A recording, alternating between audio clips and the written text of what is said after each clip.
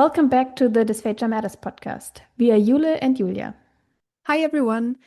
Today we would like to share a new perspective on dysphagia with you. We are joined by Adrienne, who is experiencing dysphagia caused by idiopathic ineffective esophageal motility, or short IEM. And for those who aren't familiar with IEM, we are explaining what this is right in the beginning of our conversation, just before Adrienne shares her personal journey. For us, this conversation was especially moving as Adrienne opened up about the frustration, helplessness, and isolation that come with dysphagia, and also the long, difficult search for both the cause and the right kind of help. It was special to have her on the podcast sharing her firsthand experiences, especially how IEM impacts her everyday life. Of course, the eating and drinking situation, but also social situations with friends or volunteering, and what it's like to live with such an invisible disease, and also the challenges that come with it, like getting family and friends to understand her situation. And to wrap up, Adrienne shares thoughtful advice for people who are newly diagnosed and also some key insights for healthcare professionals who want to better support their patients. Enjoy listening.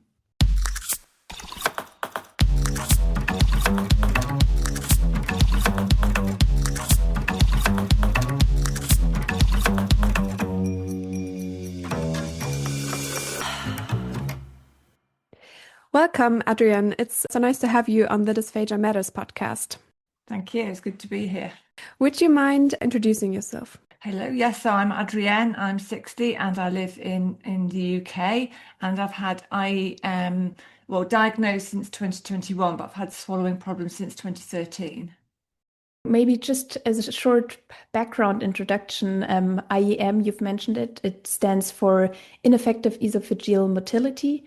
And based on an article that we put in the show notes, IEM is the most frequently diagnosed esophageal motility abnormality. And IEM is characterized by reduced esophageal peristaltic vigor and frequent, weak, absent, and/or fragmented peristalsis, as can be seen on high-resolution manometry. But there remains an unclear association between IEM and esophageal symptoms, such as dysphagia and gastroesophageal reflux disease. So, Adrienne, which symptoms did you notice at first, and when did you first seek medical help? So in 2013, I had problems initiating swallowing. And it was just felt really odd. So I'd go to swallow and I couldn't really swallow. And that went on for about a month. And then I sort of panicked and went to A&E because I just thought, oh my God, there's something seriously wrong here. And they sort of checked me over and said, no, you're fine. And so then I went to my GP and got referral to ENT. And they did like the nasal test, the camera up the nose. And they said, oh, you've got acid reflux, so we're going to put you on Lanzaprol. So I went away and I went on a completely acid-free food diet. I was like really, really strict, and I had this medication. And 2016, it started getting bad again. So I went back and went through the same thing, but had a barium swallow that time as well. And they said, oh, you've got silent acid reflux. Or there's another one, is it pharyngeal or esophageal reflux? Gastroesophageal reflux. Yeah, that one is it's a Mazaprol, I think I was put on that time. And then 2019, things got really bad, and I was not being able to swallow food normally at all. And then they sent me back, and I had a barium swallow and endoscopy. And they said, you've got esophageal dysmotility and you need a manometer. But the trouble was then COVID happened. And so I had to wait till like the December of 2021 to have the manometer. And then like in about the February, they said, February, that's like 2022, oh, you've got IEM. So that's like the way it went. But it was interesting that I feel that I was naturally reducing what I ate, but I wasn't really thinking about it because I'd stopped eating bread, but I didn't think it's because I can't swallow it. It's because it was about the bread and other things, like I was avoiding things or having really wet food, but I wasn't sort of conscious of it. And looking back, it was like, oh my God, I really, really restricted my diet because I couldn't swallow it, but I didn't think that because I didn't know anything about swallowing problems. So it's the last thing I was thinking. I thought, oh, I'm stressed, I'm anxious, I had a stressful job, and I was thinking, oh, it's me, it's me. So having the diagnosis was awful, but a relief that I wasn't making it up. Hmm. Can you describe what it felt like, these swallowing problems? Terrifying, really scary, because you feel like you're going to choke.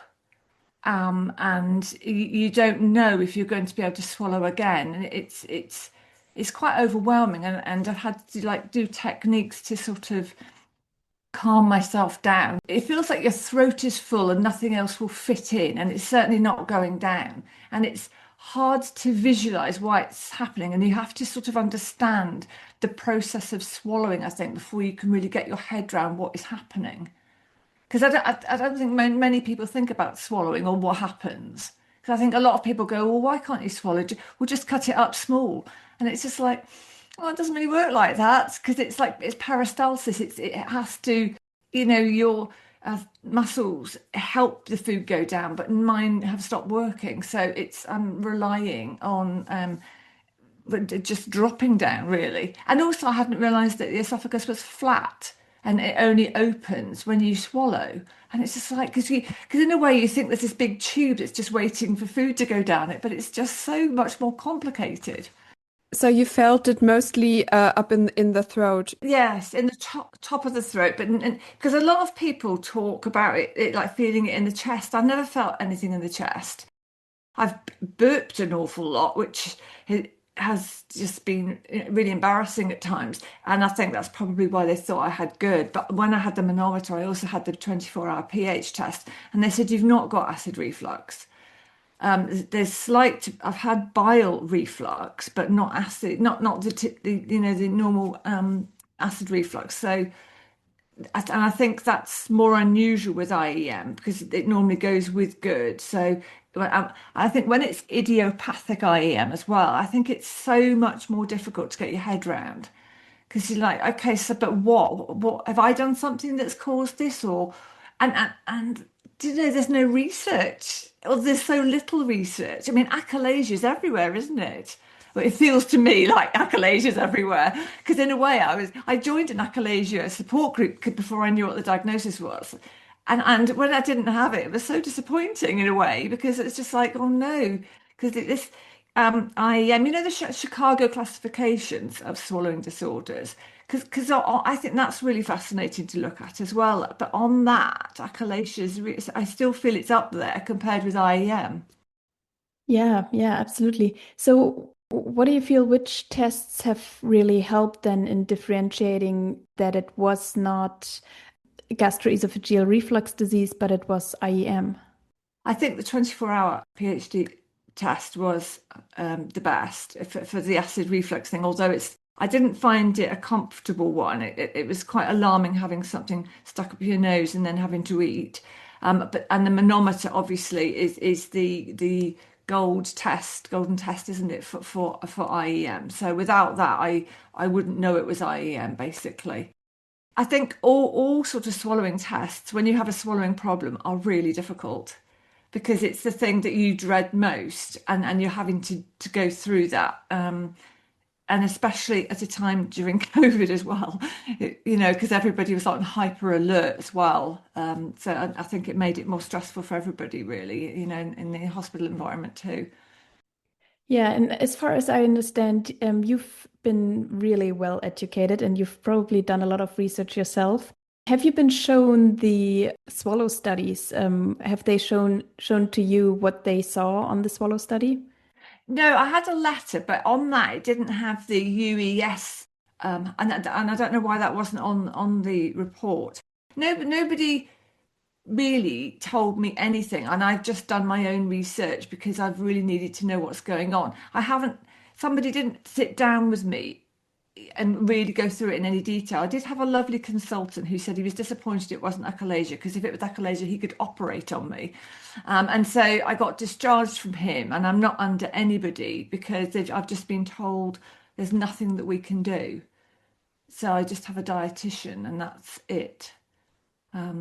Yeah, no, so I think the lack of education, but then I think IEM is so different, isn't it, for people? Because there are people who can actually eat with IEM, and there's people on who are nasal or peg fed with IEM as well. So it's not standard, is it? It's not just like one thing. So I think it is difficult for people, but and I suppose you don't want to scare people either, but it's isolating. Yeah, yeah, I can imagine. Do you feel that your symptoms have changed over time since you received the diagnosis? Oh, And have there, for definitely. example, been periods where symptoms were better or worse? It's never been better. They've only deteriorated. Because when I first got diagnosed, I was still on some foods, mashed or pureed, small amounts. But now I can't eat anything. I'm on a liquid prescribed diet. And I will have things like, lollipops. I can suck chocolate and things that melt, but no, there's no food really. So that is worse. I see a dietitian about once a year, and I have the contact details of the people who do peg feeding. So, in the sense that they want me to decide if and when I need to be peg fed, and I find that incredibly difficult because I don't think I know that. How would I make that decision? Because I rang them up once and had a conversation, and I really want to avoid that because that seems like a massive leap from where I am now to that. But I mean, on the Facebook groups, there's a lot of people who are in that situation, and like, quality of life now has deteriorated. So to go to that, yeah, I'm sort of dreading that, and because I'm not under any consultant or any team or anything, there's no one to discuss that with, which is I, it's odd in a way because I can't imagine there's many health conditions where you're just left on your own. Hmm. The consultant did actually say when he discharged me, goes, "Well, I'm sure you'll work it out. You'll find ways to manage." I was And like, like you said, swallowing is so complex, you never really think about it "No, as you long as just it works don't." just fine, right? So how are you Yes, supposed to just figure it out on your own? yes. That's It's really, rough. it is. It's really difficult, and I'm sure other people must be going through this as well. On maybe on their own too. I don't know if it depends on what area you live in. I know there are specialists in Liverpool, and I had a couple of phone conversations with them, but they discharged me. I suppose it's you don't want to waste resources on someone you can't do anything with, and I get that. But on the other hand, I've still got a swallowing disorder. That's not gone away. It's just, but the thing is, it's such a bizarre thing as well because it's one of those, it's not visible, is it? Mhm. Other people just don't get it. Family members, oh, if it was me, I'd get loads of organic veggies and I'd make them into a smoothie and that's how I'd live. And it's just like, well, yeah, if I could, I would do that, but I can't. That's just not physically possible. I can't swallow that. And getting people to understand that you can't swallow a smoothie is really hard because I can't, because it's really uncomfortable and it sticks and it can be scary and it can take hours to go down, and you just don't want that feeling in your throat that it's not gone down.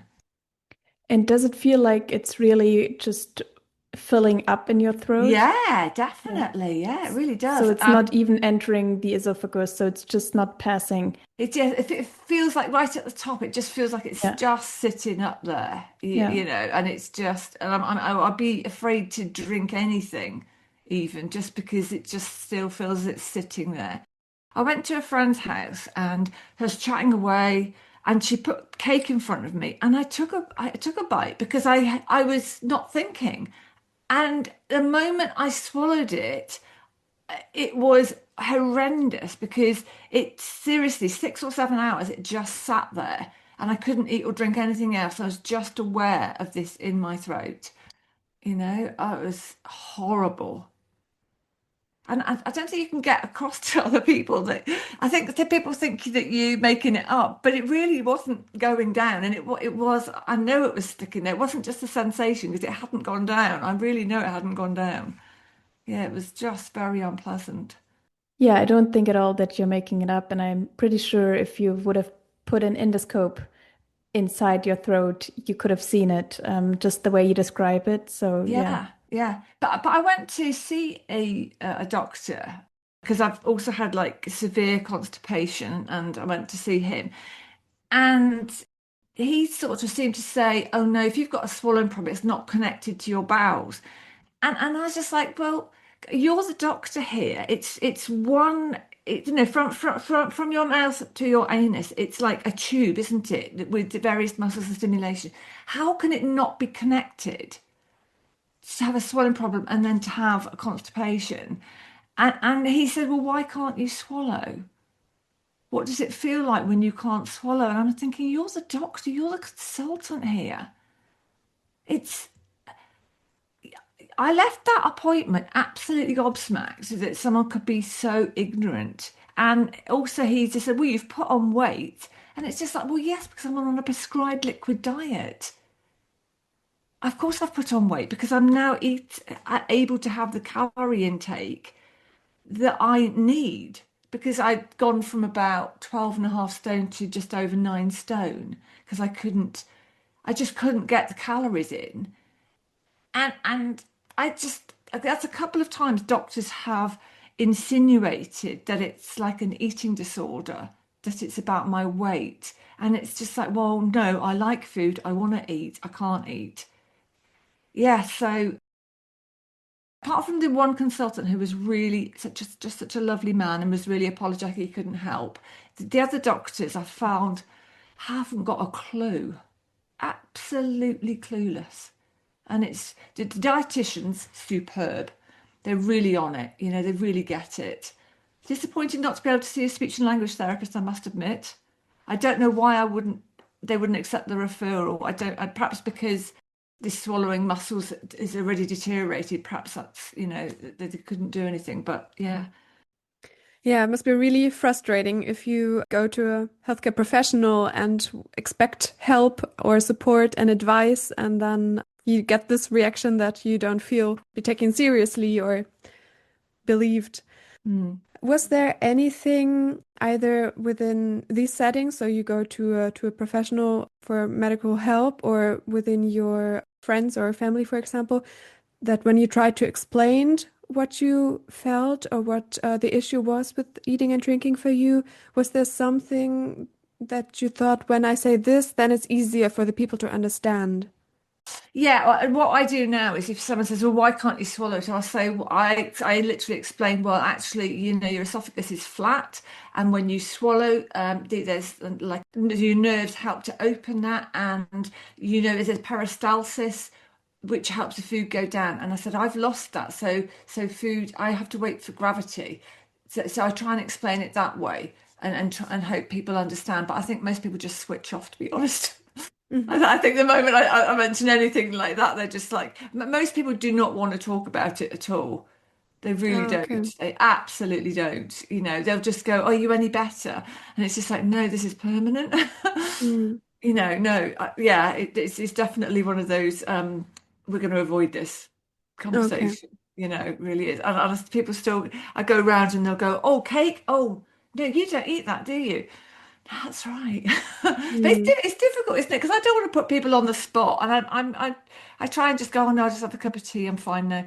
But I don't know whether to go, "Oh, I've got a swallowing disorder. I can't," or whether just to ignore it. I don't know because it's difficult because people are uncomfortable. Hmm. Because it's not normal, is it? You know what I mean? And especially like because I do volunteering, and they like they go out for meals and stuff like that, and they go, "Oh no, you can't go. She can't go because she can't swallow." It's just like, I suppose in a way that's better, isn't it? At least that they've got the message. Okay. So, but this means it also excludes you from these activities. Yes, oh, definitely. Yeah, and also because it's not just about not being able to swallow, because it's the volume of things. So if I went out for a drink with them. I don't drink alcohol anyway, but it would be like I'd have a tiny amount and that would be it. And they'd all be like still drinking loads and reordering, and you just sitting there and thinking, oh God, and it's exhausting, really. And then sometimes I might not even be able to drink. That depends what I've had before, so because it's very variable. Some days really difficult, and other days I can manage more. Would you mind walking us through a day of yours, maybe, and describing what you have for breakfast, what for lunch, what for dinner, Yeah, so okay. that we get an idea of what Yeah, it yeah, looks yeah, like for you? yeah. So, I normally have a cup of tea to start the day, and then I will have a shake, a Food Link shake, which is a 200 mils of like soy milk or oat milk with a shake, and I drink that about, I don't know, between sort of 7 and 9, and then during the morning I'll have. Do you know what a ramekin is? It's a very small bowl. It's a tiny bowl, and I'll have like a couple of tablespoons of like a very liquidy yogurt, and then I have a hot chocolate. At some point, I'll have this ultra juice, which is about 150 mils or 200 mils. Sometimes I'll have the whole lot on one go, or some other times I'll just have a bit of it and then put some in the fridge. And then I might have a lollipop in the afternoon or suck some chocolate and then have a 40 sip, which is 120 mils of like this build up stuff. And then depending on how it's going, I might have some sorbet or and another 40 sip because I've prescribed to have four of these things a day, whether it's the AIM soup, the Food Link, the 40 sip, or the Ultra Juice, there's four a day. And so it's spread out throughout the day. But I find by the evening, I'm really struggling to swallow. And that is the worst time. And it's difficult because that's when I'm hungriest as well. And if I've overindulged in sucking chocolate, which I know I shouldn't do because it does build up, but sometimes I just have to have something, some texture, like because chocolate's the only thing that melts and it's sweet and I can feel it, like because just drinking is just doesn't do it, and that feeling of being hungry and not being able to have anything, and I've had all of the prescribed things. I don't know what then to eat, so I'm going to be discussing that with the dietitian because it's not eating; it's just like what else can I have that will fill me up or make so that I'm not waking up in the night feeling like really hungry. So that's basically it. So it's just fitting things around the four prescribed things I have a day. Yeah, so it is getting worse during the day, and it's easier to swallow in the mornings than it is in the Yes, evenings. yeah, Yeah. definitely. But do you Yeah. feel that most of the days you're able to get your calories in, or is that a struggle? Most days even though I don't believe that IEM is caused by stress, if I am stressed, then does get worse. And so last year that we had like a double funeral and lots of stuff going on, and by the end of that, I could hardly swallow anything. I definitely wasn't getting the calories in, and it was really difficult as well. So, and then I found that as I sort of relaxed again, I could build it up. But yes, so an intense period of stress really it does affect me.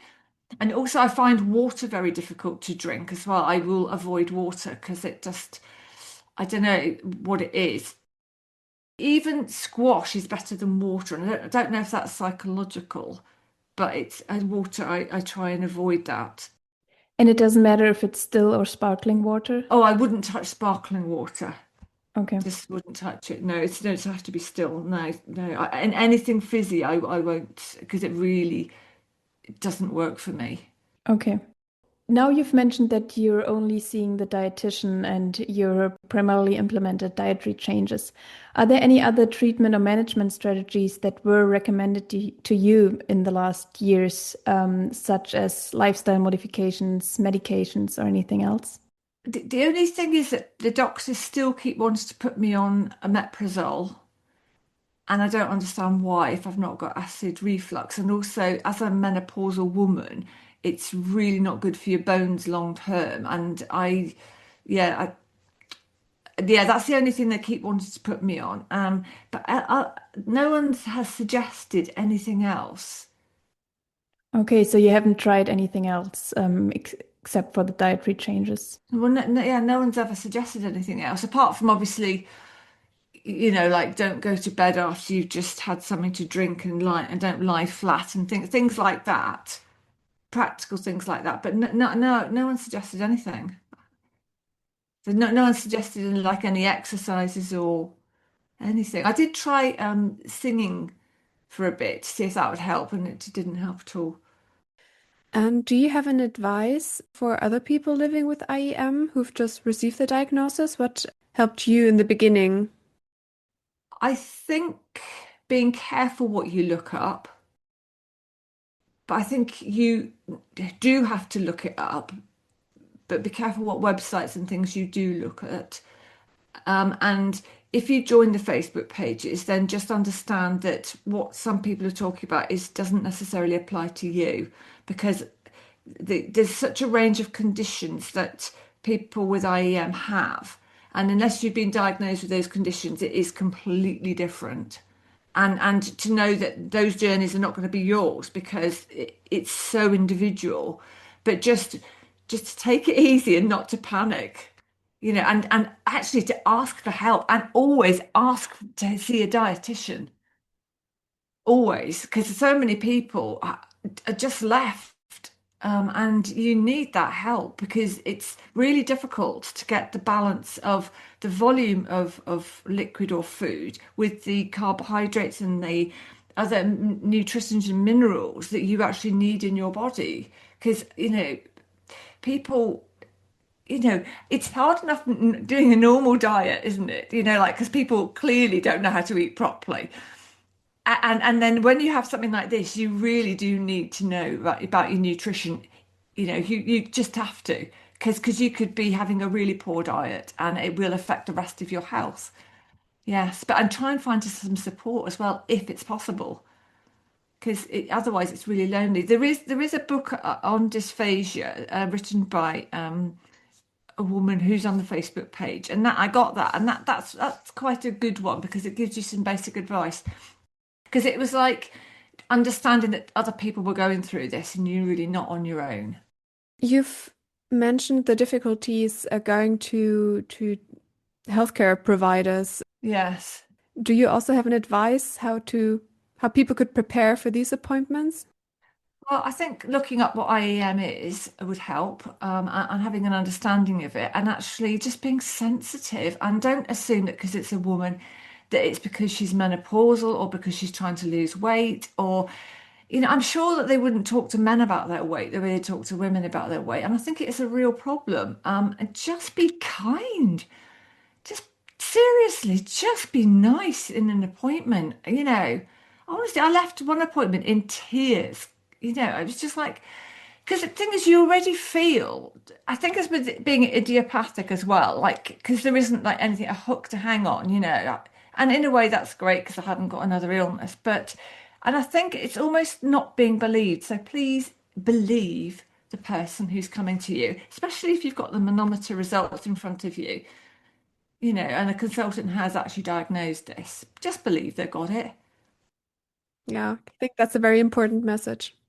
Yeah, yeah, and I wish the doctors I went to see believe that. But I must say, the one consultant was superb. He was really sensitive, but some of the others have been useless.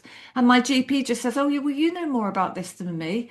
And it's just like, well, you could look it up. Mm-hmm. Yeah. You are paid to be my doctor, and I haven't got anybody else. So, Yeah, absolutely. yes, yes. Thank you so much for taking the time and for sharing your perspective as someone living with IEM and with difficulties swallowing with us and our listeners today. Thank you. Well, thank you for hearing me out because seriously, I really want to get the message of IEM out there. I really do. People need to know about it. Thank you. Thanks so much for listening. If you enjoyed this episode, leave a review wherever you listen to podcasts. You can connect with us on Instagram, LinkedIn, and Blue Sky, or visit our website, dysphagiamatters.org. We'd love to hear from you. Until next time, take care.